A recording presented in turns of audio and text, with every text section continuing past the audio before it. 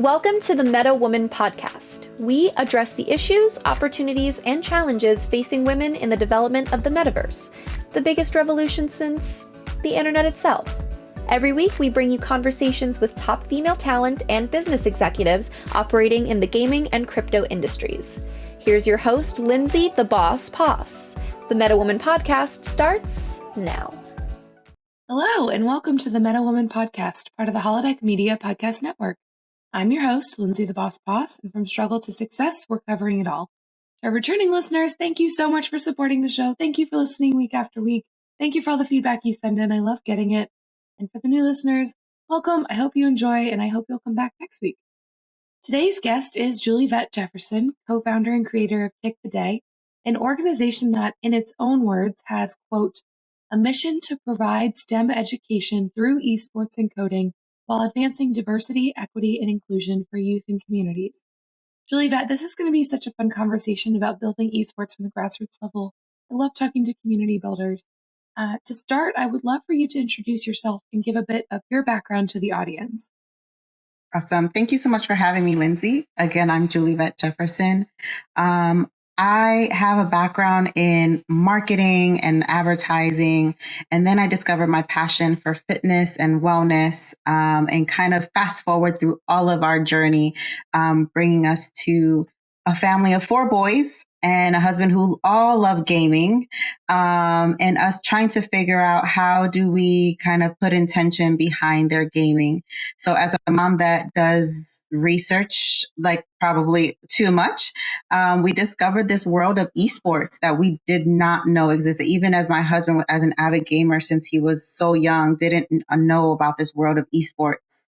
Then we came into COVID and we said, hey, let's do something fun and safe because our kids were not going to have gym class or socialize during recess. So we did a program in our neighborhood called Fit and Play, where we brought kids together to exercise and play games together. And that was such a hit in our community. Kids loved it. Parents loved it. And that's kind of how it all got started. My passion and love for wellness and my husband and kids' love for gaming. And we created Kick the Day. You definitely got into a lot of your origin story there, but you had told me a great story about how you started in your driveway, I believe, with neighborhood kids and how it's grown up. So can you just give me a little more detail about how this has grown and evolved and changed over the pandemic and what the programs that you actually have now are? Absolutely. So Fit and Play did start in our driveway.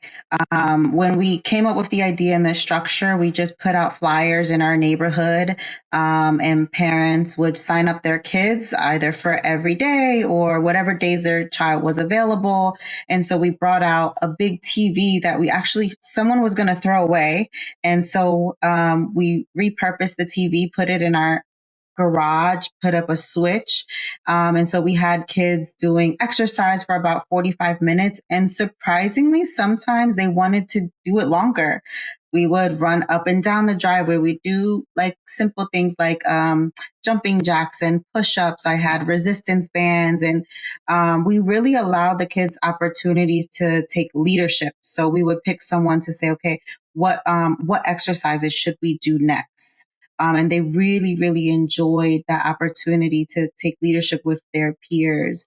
And then the gaming usually went longer than we had intended, but everyone just had such a great time. And of course, they were not having socialization with their friends. So this was like, yes, other people other than my parents or my siblings. And one thing that was super special that gave us the desire to keep moving forward with it and figuring out how to grow this was that in this space, these kids lived in the same neighborhood, but many of them were not friends, right? They didn't play together.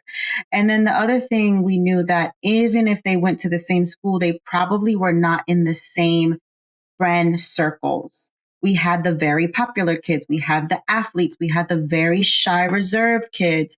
But in this space, it was so beautiful to see a natural just clicking of everybody. Everyone got along. No one was left out. We didn't have to, sometimes I think with kids, you kind of try to push like to get them to like mingle. But in this space, it was just totally natural. We just provided the space and the day and time. And then the kids really took it over from there. It was just so natural and so beautiful.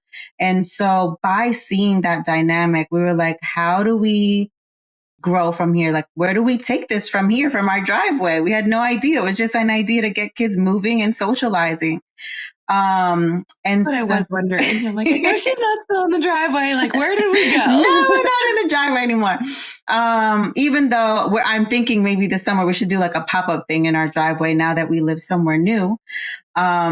So from there, just in conversation with someone who is the director of a school here in Plymouth Meeting, Pennsylvania, I told her about our Fit and Play program and all that it encompasses, and she absolutely loved it and said, "Can you bring something like this to our school?"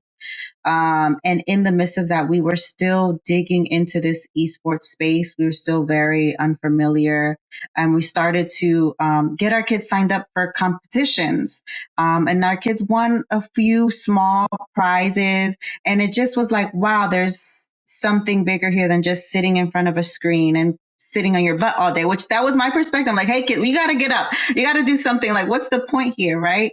And then also discovering careers in gaming, discovering this ecosystem that is in esports, that it's not just the gamer, right? It's the broadcasting, and there's so many different roles and pieces that come together, and really having these conversations with the kids in our community, but with our own children about, hey, you don't have to be the number one. And you also probably have other passions than playing the games. So how can we develop that and mesh that all together?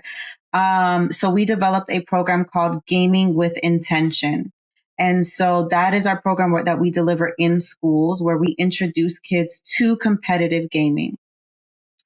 And so our focus, not our sole focus, but we really want to impact lower income urban communities that in our conversation, esports is very new to them. And so as we're discovering, have you ever competed before? Do you know what competitive gaming is? Even the word esports is a foreign word to many of the youth that we've been talking to. So really just kind of like esports one-on-one, like introducing them to tournaments and how that works, introducing them to sitting down and playing a game and understanding the skill behind the game, and how do we get better?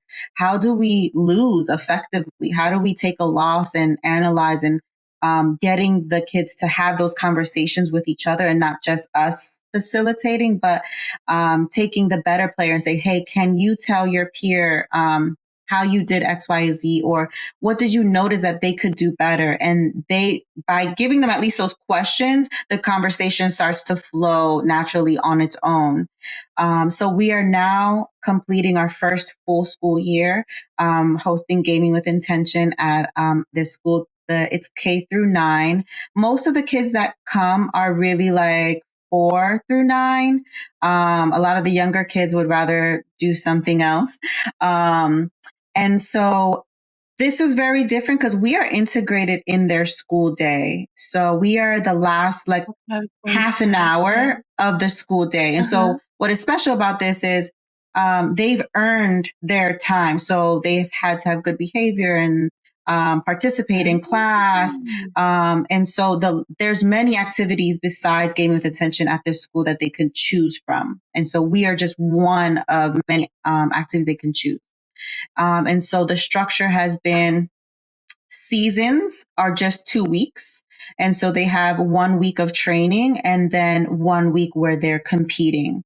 And then every winner throughout the school year will then compete in one final championship tournament at the end of the school year for a trophy and some other goodies to just take home and say, I'm the champion of this particular game.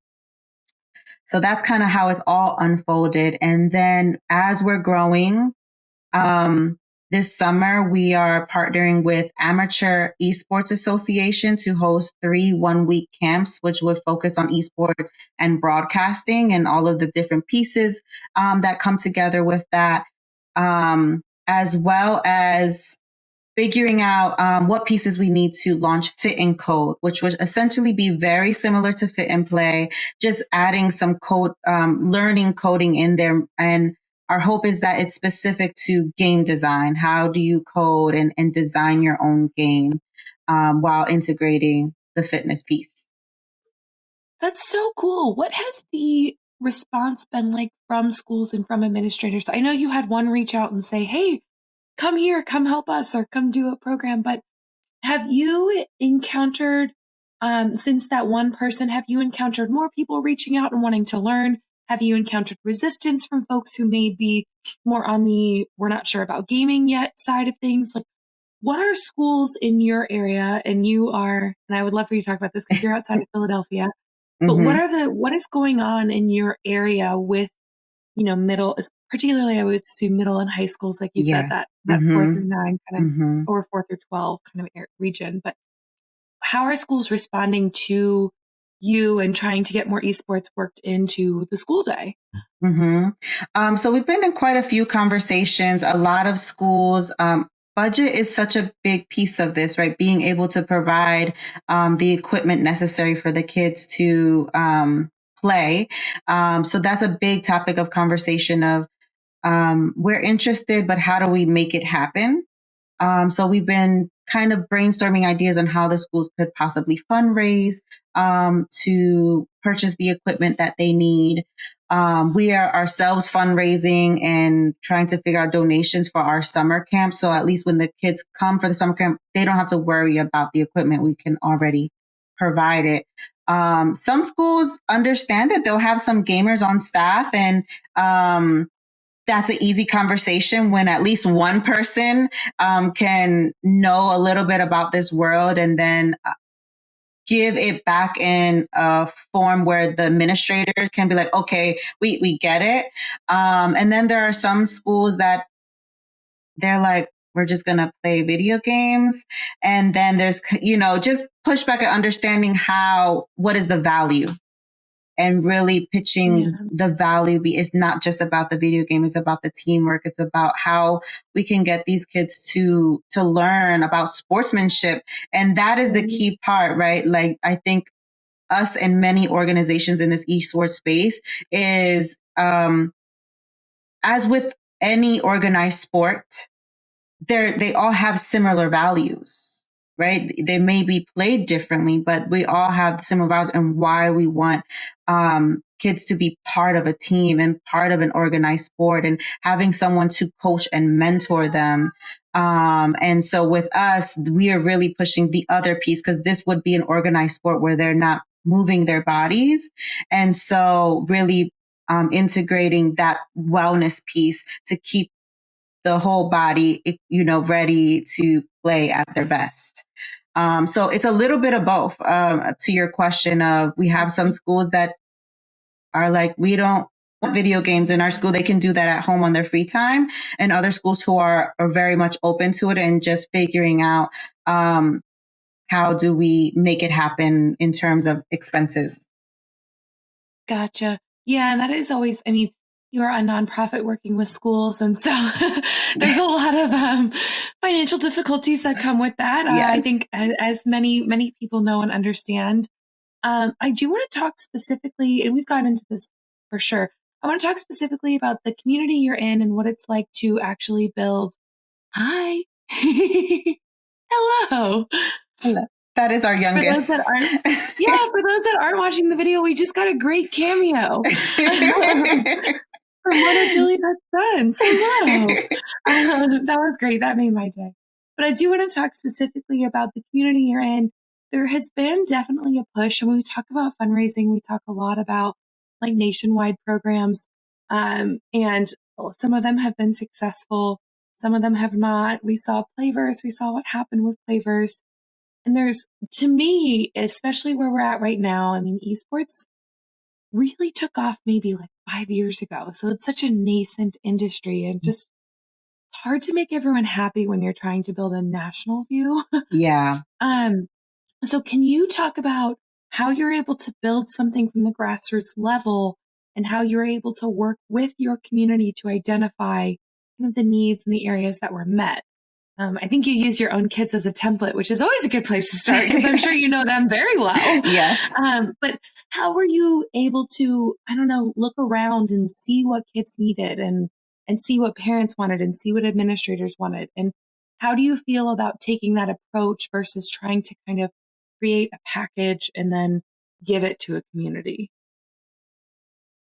Um, I think really the insight is first being a parent. I'm not sure that I would have like that to be tuned into those kind of things had I not been a parent. I'm not sure. I also worked in educational staffing for 5 years. So talking to administrators about their staffing needs is directly correlated to the needs of their students. And, having to put on the hat of the type of teachers that I need to hire because this is what they need to accomplish.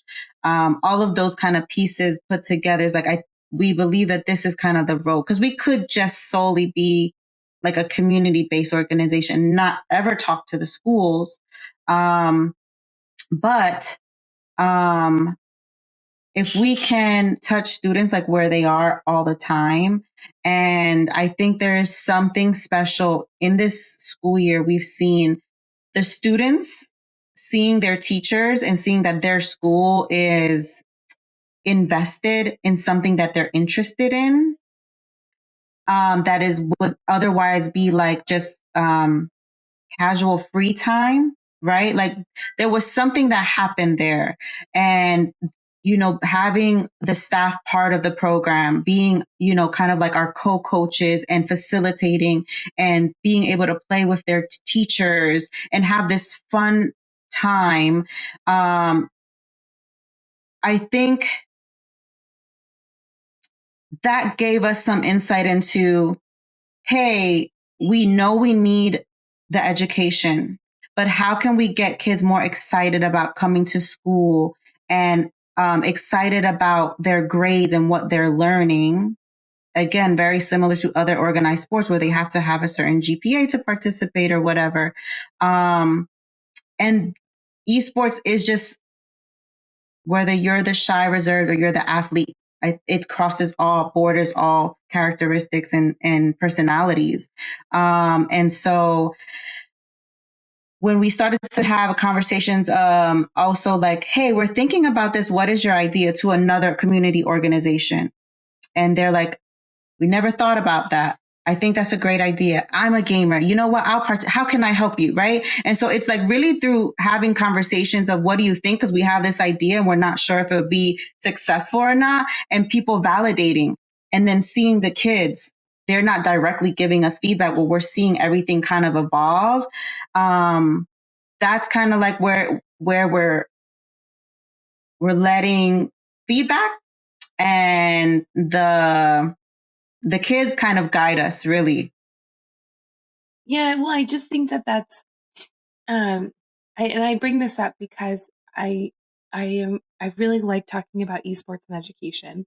And I think that there's a lot happening in college, like a ton happening in the college scene. Ton.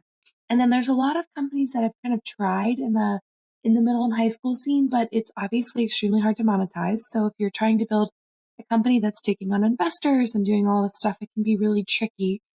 And a lot of these companies also try to come up with nationwide programs. And I think your experience as an educational staffer and then having kids of your own makes it so that you can be really successful within your community and like add that value in a way that a prepackaged program might have difficulty doing that. So I think that's definitely that's a different approach than a lot of people have taken.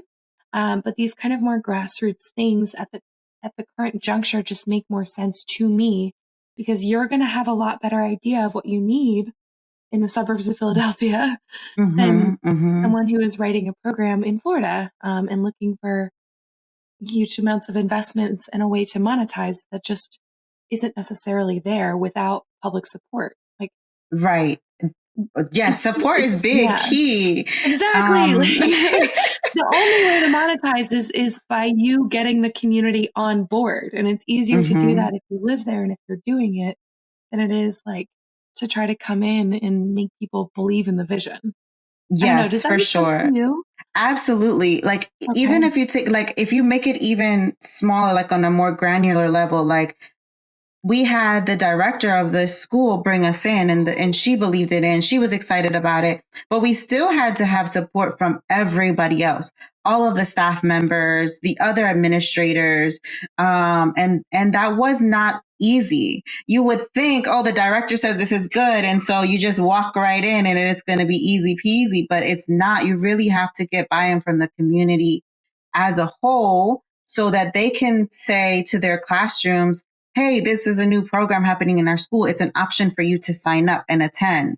And so we, from the beginning, we didn't just have a whole ton of kids coming. It was maybe 2, and then 5, and then 10, and then 20, and so the support of the community, no matter how big or small, is so essential, so that you're not the only one, like, with a bullhorn saying, hey, we're here. This is why you have to come, like, you have kind of like, this is why word of mouth is so important, right? Because that's the community to support the value. That makes total sense. And what has the response been like from the kids, from the parents, from the teachers, from even local government or whoever? Like, what kind of feedback have you been getting from folks in the community about the programs that you're doing? Parents love it. They love Mhm. the fitness piece. They're like, oh, I love that you're getting my kid. Like, they don't do anything at home. They just sit. So parents love the fitness piece. We've also been able to partner with other organizations that do things like girls. We just finished a girls in gaming program where they had girls go through 6 weeks of talking about esports and developing their own esports event. And then possibly, one of them could make this a reality. So how do you go from idea to implementation and planning and all of that? And so the programs that we integrate or try to expose the kids to, that's what the parents love. The schools, our school so far, they love that in this space. So this school is very special in that 100% of the kids have an IEP for many, many reasons. And so there are some Wait, behavior real quick. challenges. Sure. I'm very familiar with IEPs, but can you explain what those are just in case? Yes. So IEP stands for Individualized Education Plan. You can have this for any number of reasons. It can be ADD, it can be speech, it can be it's not falling under the spectrum of special education. So I'm learning this as we continue into the world of education. But a student can have an IEP for many number of reasons. It just means that for this particular reason, we need to give them extra support, whatever that reason may be. And for many of these students, it is a behavior, like whatever their situation is, it does translate into behavior challenges. And so because they're here with me, that means they've earned the right to be there. They've had a good day. They participated. They did everything they were supposed to do to earn that time with me. And so that is the one thing. They're like, as the numbers grow and as the kids keep coming back, that means these kids keep having good days. And that means that what was a productive day in the classroom. And so that's the win. When you said that earlier, not knowing the full picture, because I mean, even any kid earning and being on good behavior and having a good day is really important for sure. But knowing the full picture and knowing the type of school you're in, it's definitely like an extra incentive, which is really cool.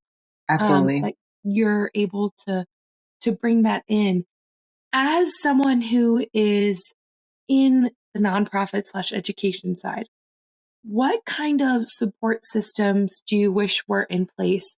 I don't like that can take on a whole bunch of meanings, right? So Mm-hmm, support mm-hmm. from the gaming industry, support from local government, support from local businesses, support from parents, support from the schools. Like, what do you wish there was for you to make this transition into the education portion a little bit smoother?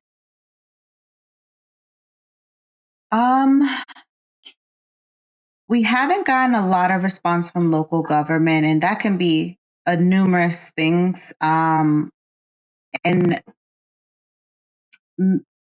so local government support would be amazing, right? Because if we had local government saying to schools or communities, this is good for XYZ, right?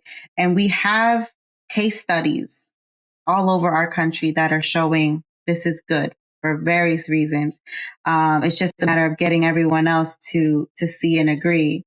I think if we put education at the state level, right? Like for us, it would be the Pennsylvania Department of Education. If we had support and buy-in from them in the value of esports, the trickle down will be easier, right? We're trying to go from the bottom up.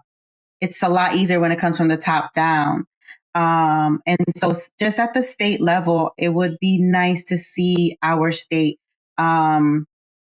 see the value in it, because gaming is not going away. The children's interests, or people in general interest in gaming isn't going away. And so, but everything is like, how do we monetize? And I want there to be a balance. It's like, how do we get state support, but also not a whole bunch of companies like rushing into like, how do we, state Or red support means, tape. That's what yeah, I was wondering too. Yeah. like, There's sometimes rules attached to funds. It can make it harder. yes, Yeah. like that part of it, the money part of it is like, I think the tricky part. And when you think bigger, it's the money is necessary, right? Because you need to invest to grow. We need money for the schools to have these programs. But what does that look like? And it's just like you said, not the red tape or like companies flooding in just to figure out like how much money they could make now that the state is supporting it. That's interesting because I hadn't thought about that second piece. And I do think that, yeah, when it comes to when we're talking about earlier, kind of national versus local programs, like, yeah, you're right. You don't want a whole bunch of people to come in and try to make a grandiose national program that they can, or even a state, spread all Mm-hmm. over Pennsylvania and then try Yeah. to monetize off of. So that makes total sense. Speaking of this, do you see yourself kind of staying in the nexus of gaming and education and staying in schools? Do you think that it'll get to a point where maybe you're less interested in working in schools and you kind of want to create your own space or have your own programs? I know you've previously worked as an education staffer, so I'm not sure if that plays into it, but like, has this, and given that you all started, 2020-ish, right? Mm-hmm. So yeah, Mm-hmm. you're still Yes. in Mm-hmm. definitely in growth phases here. Do you Yes. see yourself staying in working with schools because of, the feedback you've gotten, the value you've gotten, the way you've gotten kids to be involved? Or do you foresee, hey, working in schools is great, but it doesn't come with the monetization. It comes with, the schools do have rules and it comes with barriers and it takes a lot of buy-in to get education on board. Like, do you picture yourself monetizing in a different way in the future? Or are you really passionate about staying in education and providing these opportunities through schools? So we do have a goal to open KTD Studios, which would be a LAN and education center where we have our own place to host these programs and so much more, because now it's our space and we can do what we want. But outside of schools, we've thought about partnering with like Boys and Girls Clubs, YMCAs, local rec centers, other nonprofit organizations. For instance, we'll be partnering with Cancer Who. They are a cancer support nonprofit. So they support cancer patients as well as family members who are experiencing that journey with whoever is diagnosed.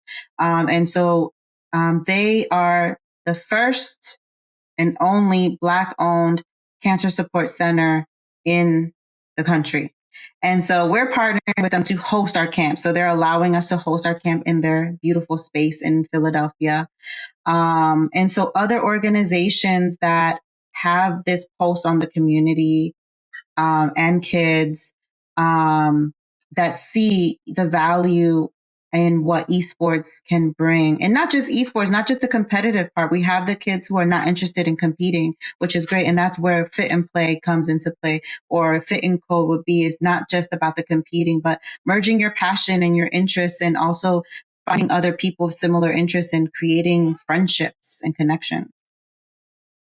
Gotcha. So you're open to kind of doing broader community stuff and not just education, right? No, this is just kind of like our beginning, right? Right, Like, absolutely. Yeah, I wondered.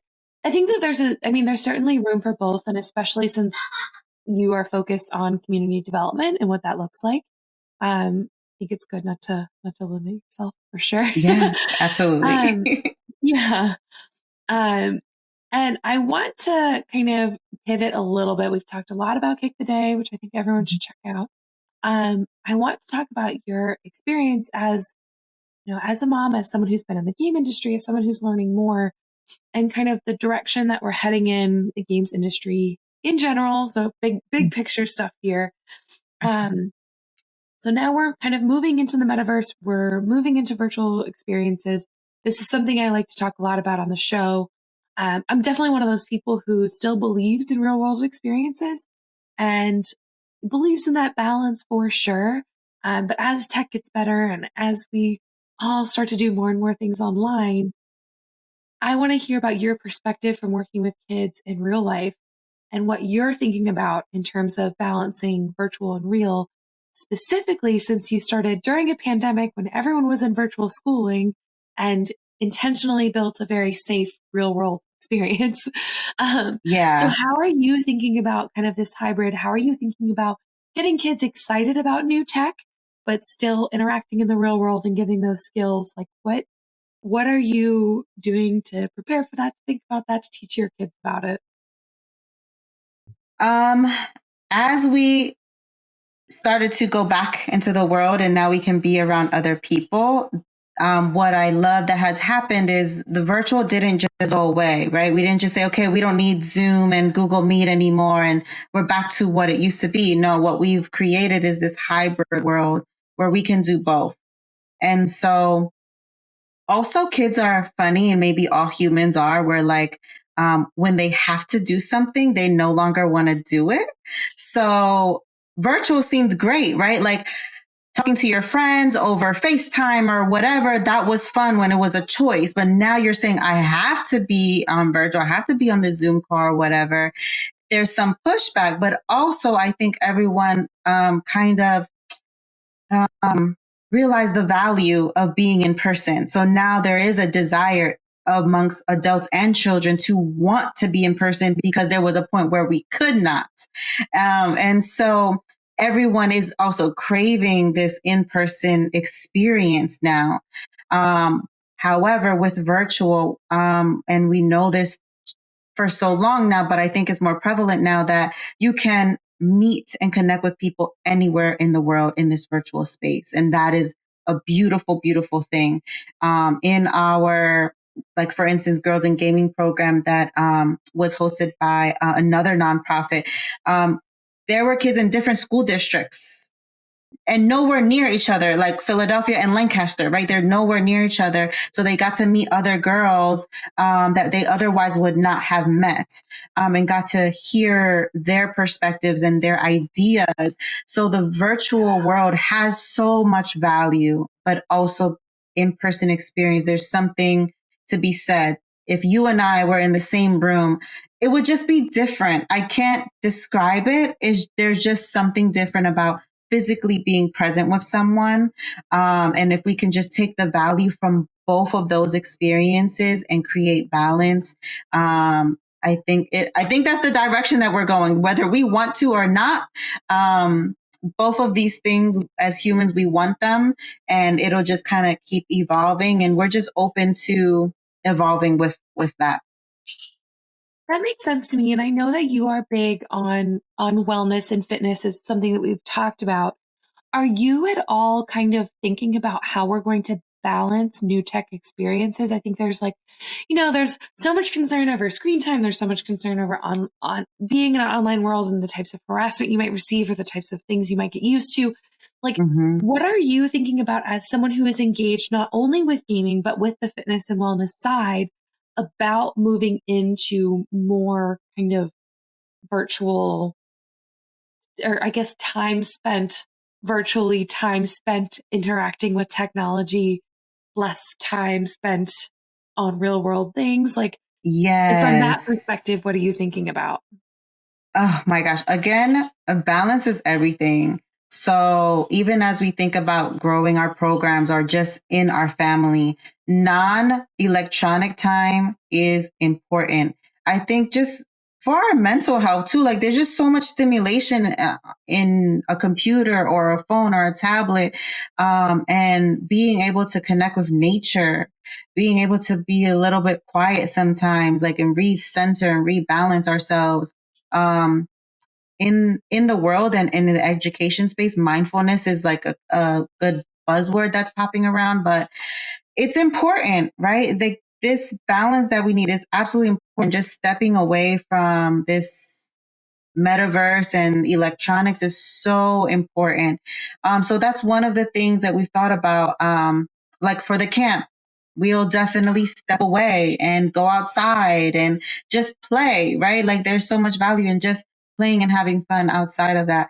And so I hope that that's a topic of conversation as this virtual reality world is growing and there's so much happening, good and bad and upside down and crazy. I hope that the conversation around balancing and getting out of the virtual and into the real world is a topic of conversation. And it's really hard, for industries and companies to say, hey, we have this amazing product or this amazing game or whatever, but make sure you take a break. Right. Yeah. When they're trying to get every ounce of your time, which is also Yes, understandable because yes, when you have something you love and you believe in, you want people to use it. yes. I do want to end with kind of a fun question, and this is something that I've asked folks in the education space before, but what are the kids actually playing these days? What do your Oh my students love to gosh. play? Yes. So, let's see. Madden and 2K are a big one at our school. Smash is like everyone loves Smash. Another Brawlhalla is a big one. Ooh, Brawlhalla is a great Yes. surprise. That's a little, Madden and 2K we all know about, but Brawlhalla is a Yeah. smaller, It is a smaller smaller. I actually publication. have a student who participates in the Brawlhalla tournaments. So Oh, you that's know the game. awesome. Yes, so Yeah. he loves them. And because Smash and Brawlhalla are very similar, Smash is Nintendo. Everyone knows Nintendo. Everyone Right. knows those Mhm. characters. So sometimes if a student for whatever reason feels like Smash is a hard game, maybe they've seen other people play it and they're very, very good and intimidated by it. I'll introduce them to Brawlhalla. And because it's not, everyone doesn't know Brawlhalla, it's like the intimidation is a little down. And when they get Right. confident, I say, look, now you can do this because it's very similar gameplay, very similar concept of a game. So a lot of times Brawlhalla is kind of like my entry into introducing some kids to Smash who are like kind of resistant to it. But also, each game has its own ecosystem, which is so beautiful. And with Brawlhalla not being the Smash, it still has this amazing, huge community, with lots of tournaments, lots of big prizes happening. And I was just surprised to see that because when we were thinking about the games to bring to the school, we wanted the popular games, but then we wanted some other games that made, because we want to say just because you've never played that before doesn't mean you're not going to be good at it, or just because Mhm. you play this one game all the time and that's your favorite doesn't mean you're not going to enjoy this other game, because that is very hard. Like some kids are just like, I'm a Madden player and that's what I play and I don't play anything else. Or another thing is I'm a Madden player on PlayStation or a Madden player on Xbox, and that's what I play. I'm not playing on anything else. I'm not playing another game. And we're like, wait a minute. These are full of opinions. Let's open the possibilities of maybe this still can be fun, and you'd be surprised that you'd be good at it. And one thing was super fun. The school had a professional development day. And so we were able to come in to be it was supposed to be just for fun, not like sit down and do training. It was a fun self-care professional development day. And so we had all of the games set up, and the teachers were set up where I think it was like every 5 minutes they had to switch chairs. And so they would start the game wherever the last person picked up. Oh, that's and so we fun. did this intentionally because we knew if we gave them the choice, they were just going to go to the thing they were used to. Mm-hmm. And so by doing that, they discovered, oh, this is actually fun. I would have never chose to play it on my own. And I actually speed dating. Yeah. Yes, pretty much. Yes. That's so great. And they loved it. The teachers absolutely loved it. And so that started the conversation of why some of the games we've chosen to introduce the kids to something that they normally wouldn't choose because it's not the popular game or it's not what they're used to or what their brother or cousins are doing. And so that has been really fun. So in the summer, like for instance, Bomberman was one of the big fun games that the kids really love. It's not a big game, but it's fun. It's simple. And at first they were like, oh, we've never heard of this game. Like, that's going to be corny. And then they loved it. They absolutely loved it and had such a great time. Oh, my goodness. Well, that's so fun. I love that. I love game speed dating. That's awesome. I think you know what? You gave me an idea. I'm going to have to put together a program, game speed dating for grown-ups or something. Yes. So fun. That's great. Well, I want to quickly summarize some of the things that we've touched on before we get into our last little segment here. We began with a whole discussion on Kick the Day, what you all are doing, how it started naturally with posters in the neighborhood and a repurposed TV in the driveway. And from there, you were able to build an environment where kids who wouldn't normally interact started interacting, took it from the driveway to a school, and started developing gaming with intention to introduce competitive gaming in the esports ecosystem to all kinds of different kids. You look to teach broader skills from coding to the competitive scene, event planning, sportsmanship, being part of a team, fitness, wellness, and so much more. So it's not just gaming. Not that there's anything wrong with that either. No, but it's bringing gaming into the classroom to teach other things in a really fun way. Your experience as an educational staffer helped. You were able to learn about what schools needed, what kids wanted, and get communities, key stakeholders on board. And at a granular level, you needed full support from the school staff to actually make this happen. So it wasn't just getting a director on, it was making sure that the teachers and everyone was also excited about the program. absolutely. We talked about different support systems that could be in place. We talked about how having local government support would make implementing programs easier, and supporting games as a part of education will be really helpful, but also that it can go too far and you don't want to create a situation where you have businesses flooding in trying to monetize a state contract or any of the red tape that might potentially come with state money.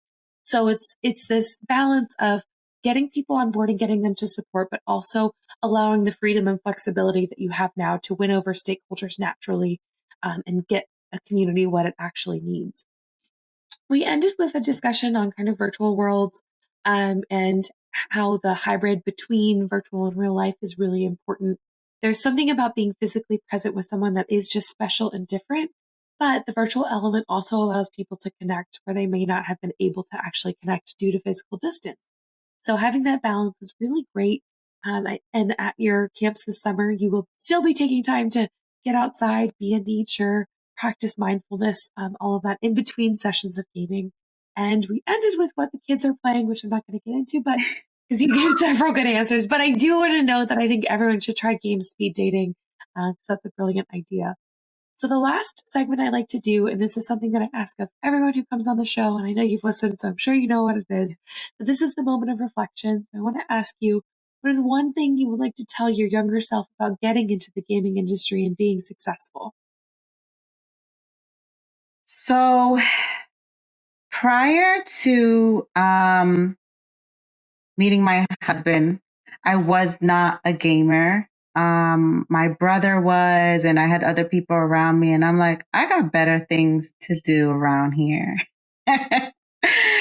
And as my husband and our relationship grew and we built a family, conversations around gaming and why it's important to my husband, and realizing what happens, like for my husband, the nostalgia, right? And so I think just being more open. I wish that my mind was more open to the gaming space much more earlier. And I think my mind didn't completely become open until I was introduced to this esports world where I could see my kids earning a scholarship, or I could now see the career opportunities and see like all that encompass this gaming space, and not just the actual gaming part of it. And so it wasn't until that time that I discovered esports and the careers and all of the opportunities that I said, yes, I love this space. I want to be part of this space. I may not be the gamer, but I love this space and I love what's in this space. And naturally, because my kids are interested, I just want to be here so that I can help them grow and evolve here. But I do tell my younger self to just be more open-minded. Totally with you on that.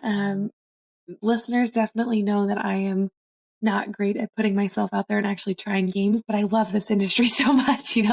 I'm here Yes. because I genuinely like it. I like reading about it. I love meeting folks like you who are doing stuff in it.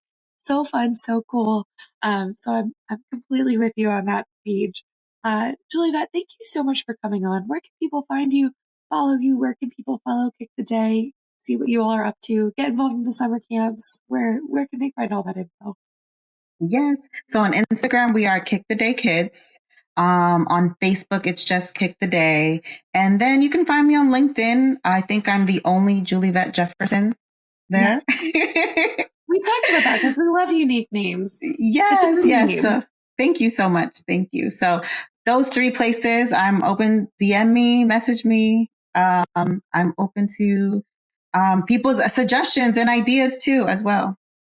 Just so wonderful. For all the listeners out there, be sure to leave those 5-star ratings and reviews.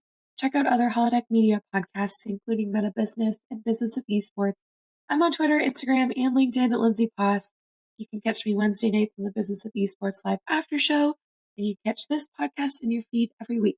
We'll see you next week. Thanks for joining us here on Meta Woman. Make sure to subscribe to this podcast everywhere you get your podcasts, leave a 5-star review, and tell your friends, family, and colleagues all about us. Also, make sure to follow Meta TV on all socials to get more of the best metaverse content anywhere.